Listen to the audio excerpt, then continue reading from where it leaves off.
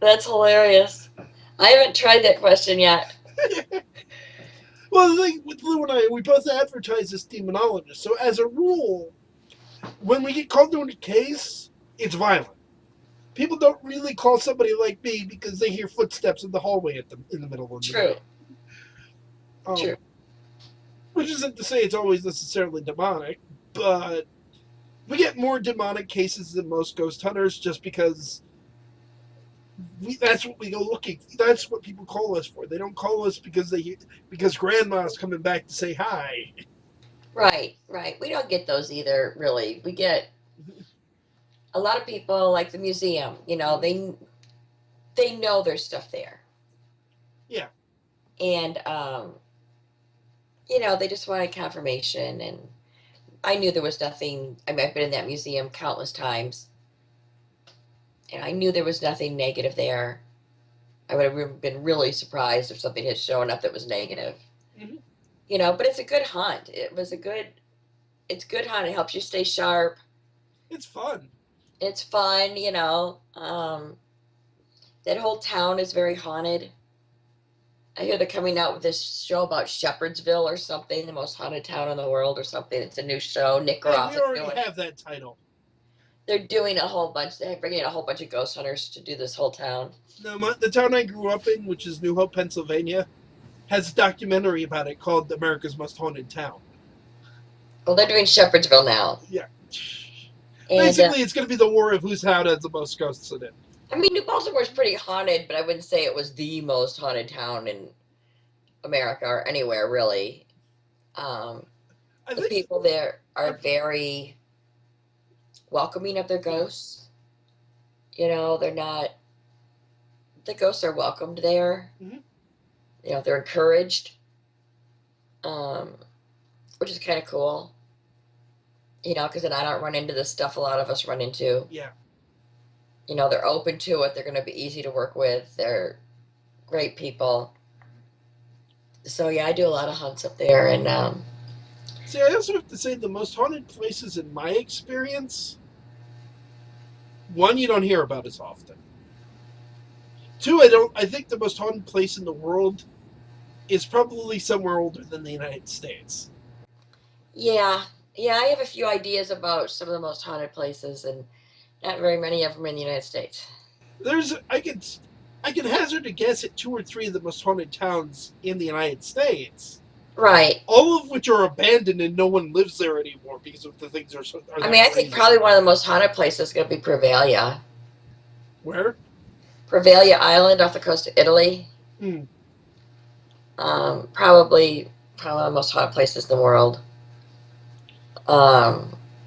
There's the one temple to Hades in Greece or Italy. Greece, I want to say. That, I'll put it like this. According to Greek legend, it's a temple to the god of the underworld, and supposedly the tunnels underneath it go all the way down to the realm of the dead. They tried relatively recently to get down there and see how deep they could go, and they were beset by weird accident after weird accident after weird accident. People nearly dying, breaking bones, equipment jamming for no reason. It's like, and it's the Greek underworld, so it's not hell in the Christian sense at all. But yeah. But who's to say? I've been thinking about a lot this lately. People label them demons because it's mostly the normal term people use, and it's a predominantly Christian term. Mostly.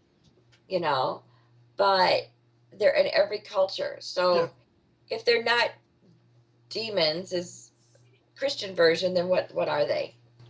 Well, specifically, I make the distinction because in Greek mythology, everyone, good, evil, neutral, you all go to the same place.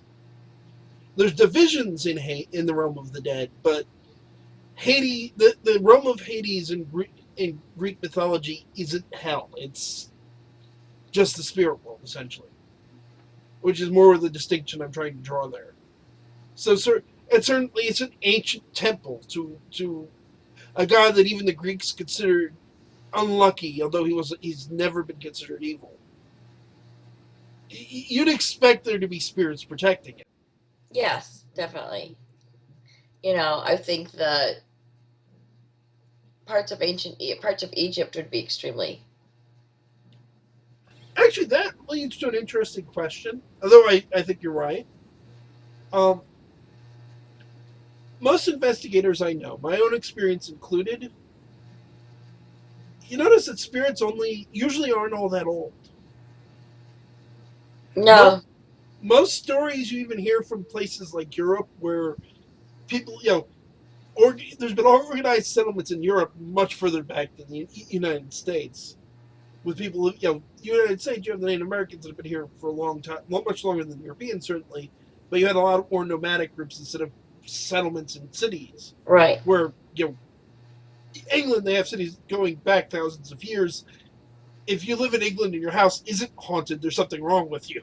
right, exactly, exactly. But even there, most of the stories I've read, spirits are usually 100, 200, 300 at the most Yeah, you years don't back. hear of a lot of ancient spirits. Do you have a theory about that? I don't. I've wondered about it. I just haven't come up with a theory that satisfies me yet. You know, it's like have they, depending on how you look at it, I guess philosophically, maybe they've ascended to a point they don't need to come back. Mm, You know, maybe they're in a place we don't even know about that's just so extremely high because they've ascended so high because yeah. they maybe that's it. Maybe they don't want to come back. You know, been there, done that. No, no, not good. Don't want to go back. You Uh, know, maybe they act as throughout time after a certain time pass. Maybe they act as guides to people that do what we do. that might be right.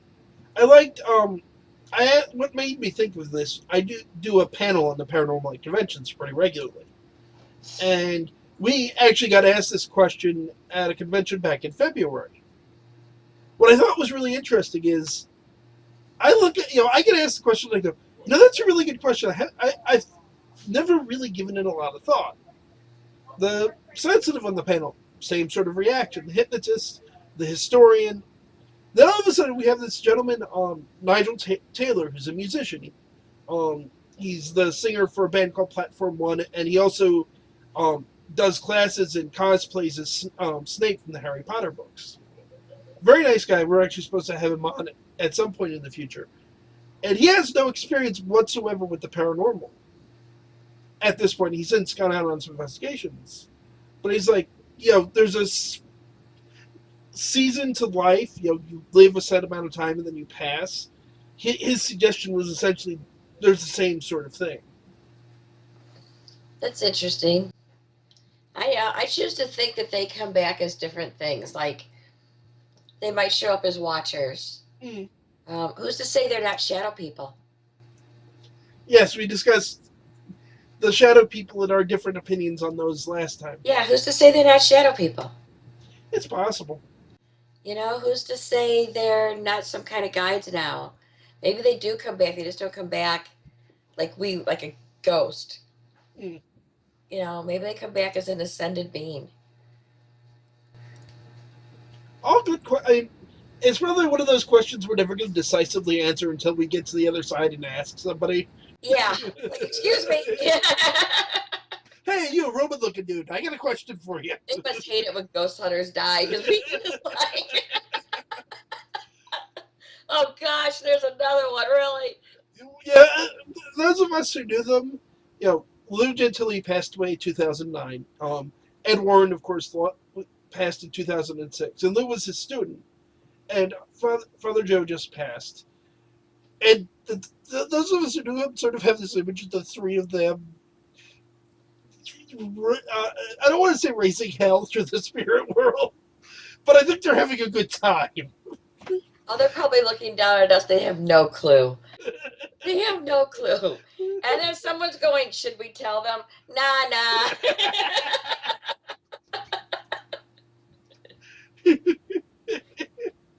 It'll be interesting, to see what happens. I was watching, have you ever watched that show, sorry, with Morgan Freeman called In Search of God? I've heard of it. I haven't had a chance to catch it yet. It's a really good show. And he was talking to a neurobiologist researcher. Hmm. Who's a doctor, very high PhD, very well known. Mm-hmm. And he said, is there a consciousness? Is there something that stays after death? And he said that they have done experiments and they know that the consciousness, soul, whatever you want to call it, does transcend death. They can measure it. They know it's there. They just don't know how long it stays. I need to watch the show. It was very good. It was very interesting. It's like, well, you've just given us scientific evidence that ghosts are there. Yeah. Because they said we know the human consciousness stays after death. We just can't measure how long. Which is the problem. I have at least tried to talk to atheists, and it's sometimes there are more than one type of atheist, and I've met some that are nice, wonderful people, and there are some people that it's like trying to talk to a religious extremist. Yes. Well, now there's scientific. You can back it up with science. Yeah, but they'll still question it.